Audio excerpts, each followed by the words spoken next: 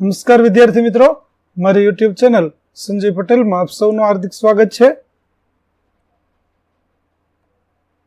મિત્રો, આજના વિડીયોની અંદર આપણે ધોરણ 6 વિષય છે વિજ્ઞાન, જેનો પાઠ 5મો, જેનું નામ છે શરીરનું હલનચલન.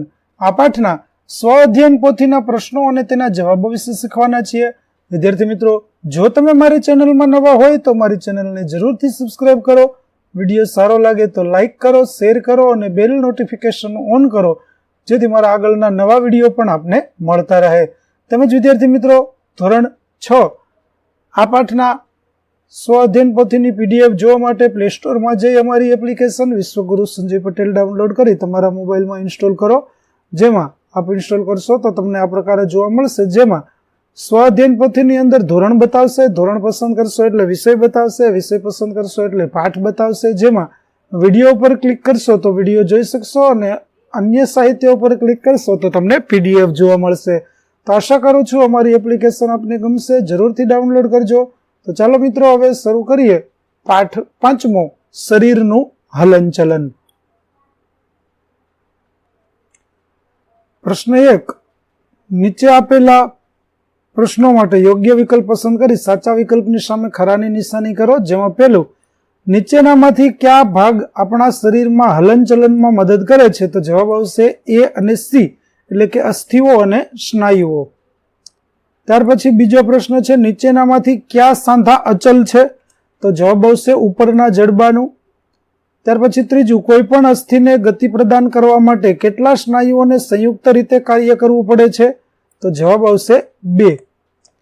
ત્યાર પછીનો પ્રશ્ન ચોથો, તમે તમારા માથાને ડાબાથી જમણી દિશામાં કયા સાંધાના કારણે ફેરવી શકો છો? તો જવાબ આવશે ઉખળી સાંધો. ત્યાર પછી પ્રશ્ન 2, નીચેના પ્રશ્નોના માગ્યા મુજબ જવાબ આપો. જેમાં પહેલો પ્રશ્ન, હલનચલન કોને કહે છે? તો આપણા શરીરના અંગો કોઈક કામ માટે આપણે હલાવીએ છીએ તેને હલનચલન કહે છે. જેવા કે લખવું, શરીરનું વળવું, એક સ્થળેથી બીજા સ્થળે જવું વગેરે હલનચલન કહે છે. છઠ્ઠું, પ્રચલન કોને કહે છે? તો સજીવની પોતાની જાતે એક સ્થાનેથી બીજા સ્થાન સુધી જવાની ક્રિયાને પ્રચલન કહે છે. ત્યાર પછી 7મો પ્રશ્ન, આપણે કોઈ વજનવાળી વસ્તુ ઊંચકીને મૂકીએ છીએ ત્યારે સ્નાયુઓની સ્થિતિમાં શું ફેરફાર થાય છે? તો આપણે કોઈ વજનવાળી વસ્તુઓ ઊંચકીને મૂકીએ છીએ ત્યારે સ્નાયુઓ ખેંચાય છે અને ફરી પાછા મૂળ સ્થિતિમાં આવે છે. 8મું, શું બધા સજીવો પ્રચલન કરે છે? ઉદાહરણ આપો. તો હા, બધા સજીવો પ્રચલન કરે છે, પણ બધાની પ્રચલનની રીતો જુદી જુદી હોય છે, જેમ કે ચાલવું, ઉડવું, તરવું વગેરે. 9મો પ્રશ્ન, ચિરાગભાઈને જાણવું છે કે આપણા પગને વાળવાની રીત આપણા હાથને વાળવાની રીતથી અલગ કેમ હોય છે? તો કારણ કે હાથ મિજાગરા સાંધાથી જોડાયેલો છે, જે ફક્ત આગળની દિશામાં જ વળી શકે છે અને પગ માત્ર પાછળની દિશામાં જ વળી શકાય છે, તેથી. ત્યાર પછી મિજાગરા સાંધા ખલદસ્તા સાંધાના કરતા કઈ રીતે અલગ છે? આકૃતિ દોરી સ્પષ્ટ કરો. તો વિદ્યાર્થી મિત્રો, અહીં મિજાગરા સાંધાનો આકૃતિ છે તે તમે જોઈ શકો છો. અલગ કઈ રીતે પડે છે તે જોઈએ. તો મિજાગરા સાંધામાં આગળથી અવયવનું હલનચલન એક જ દિશામાં થઈ શકે છે, જ્યારે ખલદસ્તાના સાંધામાં આગળથી અવયવોનું હલનચલન ચારે બાજુએ વર્તુળાકાર થઈ શકે છે. 11મો પ્રશ્ન, શહેનાઝબેન વર્ગખંડમાં શરીરનું હલનચલન એકમ સમજાવી રહ્યા છે. બોલતી વખતે તેમનું નીચલું જડબું હલે છે, તે કયા પ્રકારનો સાંધો ધરાવે છે? તો શહેનાઝબેન વર્ગખંડમાં શરીરનું હલનચલન એકમ સમજાવી રહ્યા છે. બોલતી વખતે તેમનું નીચલું જડબું હલે છે, તે મિજાગરા પ્રકારનો સાંધો ધરાવે છે. ત્યાર પછી 12મો પ્રશ્ન, હર્ષભાઈને પ્રશ્ન થયો કે શું હલી ના શકે તેવા સાંધા હોઈ શકે ખરા? જો હા, તો આપણા શરીરમાં તે ક્યાં આવેલા હશે? આકૃતિ દોરો. તો વિદ્યાર્થી મિત્રો, આ પ્રકારની આકૃતિ છે તે તમારે દોરવાની રહેશે. અને જે સાંધાઓની વાત છે, તો હા, જે સાંધા આગળ હલનચલન થઈ શકતું નથી તેવા સાંધાને અચલ સાંધા કહે છે. ખોપરીના નીચલા જડબા સિવાયના હાડકામાં અચલ સાંધા છે. 13મો પ્રશ્ન, અસ્મિતાબેને અનુભવ્યું કે માનવ શરીરમાં અંશતઃ ચલ સાંધા છે. તેમને જાણવું છે કે અંશતઃ ચલ સાંધા કઈ કઈ જગ્યાએ જોવા મળે છે? તો હા, જે સાંધા આગળ અંશતઃ હલન ચલન થઈ શકે તેને અંશતઃ ચલ સાંધા કહેવામાં આવે છે. શરીરમાં આવા સાંધા ગરદન, કાંડું, આંગળી, એડી, પગની આંગળી, પીઠ, કોણી, ભુજા વગેરે જગ્યાએ આવેલા હોય છે. 14મો પ્રશ્ન, એક્સરે ચિત્ર ક્યારે લેવામાં આવે છે? તો જ્યારે શરીરમાં હાડકું ભાંગ્યું છે કે ખસી ગયેલ છે કે અન્ય પ્રકારની ઈજા થઈ છે તે સહેલાઈથી જાણી નિદાન કરવા માટે એક્સરે લેવામાં આવે છે. 15મો પ્રશ્ન, હાડકા તેમજ સાંધાઓ વિભિન્ન પ્રકારની ગતિ કરે છે. આ હલનચલન માટે તેમને કોણ યોગ્ય બનાવે છે? કેવી રીતે?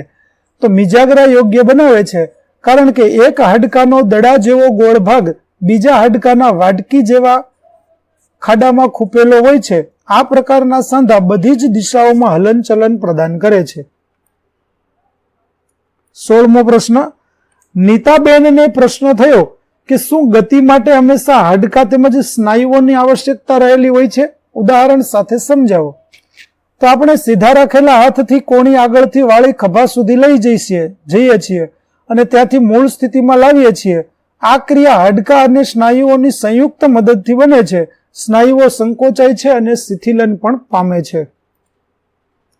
17મો પ્રશ્ન, નિસર્ગભાઈએ તેના ક્યારામાં અળસિયું જોયું તો તેને વિચાર આવ્યો કે સાપ અને અળસિયું બંને નળાકાર શરીર ધરાવે છે, તો બંને પ્રાણીઓની ચાલમાં સામ્યતા જોવા મળે છે કે નહીં? શા માટે?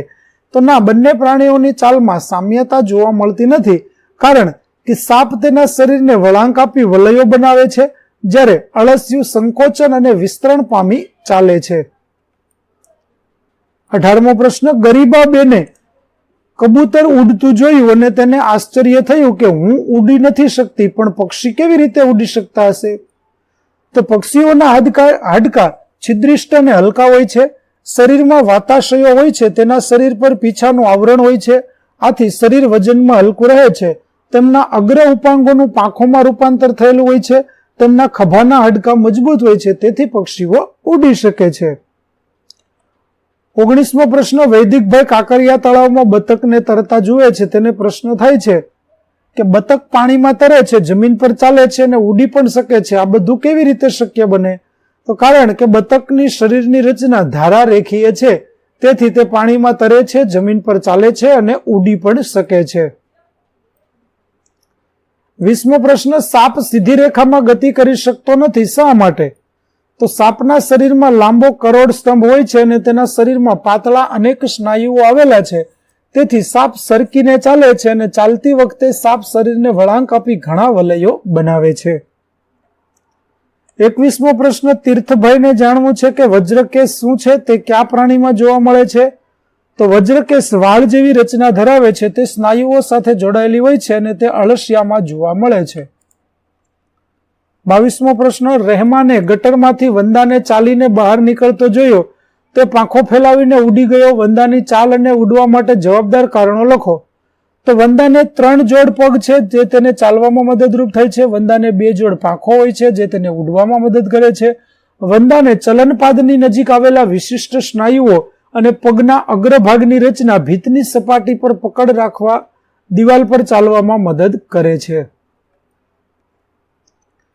23મું, જીતેશે અનુભવ્યું કે આપણે શરીરના કેટલાક અંગોને સ્વતંત્ર સ્વરૂપે બધી દિશામાં ફેરવી શકીએ છીએ. આવું શા માટે? આવા ભાગોના નામ આપો. તો જે સાંધામાં એક હાડકાનો દડા જેવો ગોળ ભાગ બીજા હાડકાના પોલાણવાળા ભાગમાં ગોઠવાયેલો હોય તો તેનાથી સાંધા આગળ બધી જ દિશાઓમાં હલનચલન થઈ શકે છે. તે ખભા આગળના 2 હાડકાના જોડાણ અને નિતંબમાં આવેલા છે. ત્યાર પછી 24મું, યોગ્ય જોડકા જોડો. જેમાં ગોકળ ગાય, તો તેની સામે આવશે સી. અનેક વલયોનું જોડાણ. અળસિયું, તેની સામે આવશે ડી.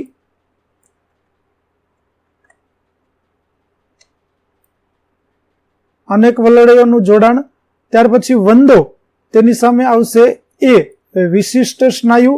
માછલીની સામે આવશે ઈ, દ્રઢ સ્નાયુ. અને સાપની સામે આવશે બી, અનેક વલય બનાવે. ત્યાર પછીનો પ્રશ્ન 25મો, અળસિયાને પગ હોતા નથી તો તે કેવી રીતે ગતિ કરે છે? તો અળસિયાના શરીરમાં હાડકા હોતા નથી તેમજ તેને પગ હોતા નથી, પરંતુ અળસિયાના શરીરમાં સ્નાયુઓ હોય છે. અળસિયાનું શરીર અનેક વલયો એકબીજા સાથે જોડાવાથી બને છે. અળસિયાના સ્નાયુઓ સંકોચન અને વિસ્તરણ પામી તેના શરીરને આગળ વધારે છે. ચાલતા સમયે અળસિયું તેના શરીરના પશ્વ ભાગને જમીન સાથે જકડી રાખે છે. તો વિદ્યાર્થી મિત્રો, અહીં આપણું પાઠ 5 શરીરનું હલનચલન ના સ્વઅધ્યયન પોથીનું સોલ્યુશન છે તે પૂરું થાય છે. આગળના પાઠનું સ્વઅધ્યયન પોથીનું સોલ્યુશન મેળવવા માટે મારી ચેનલને જરૂરથી સબસ્ક્રાઇબ કરો તેમજ પીડીએફ જોવા માટે પ્લે સ્ટોરમાંથી અમારી એપ્લિકેશન વિશ્વગુરુ સંજય પટેલ ડાઉનલોડ કરો. ફરી મળીશું નવા પાઠ સાથે. ત્યાં સુધી આવજો.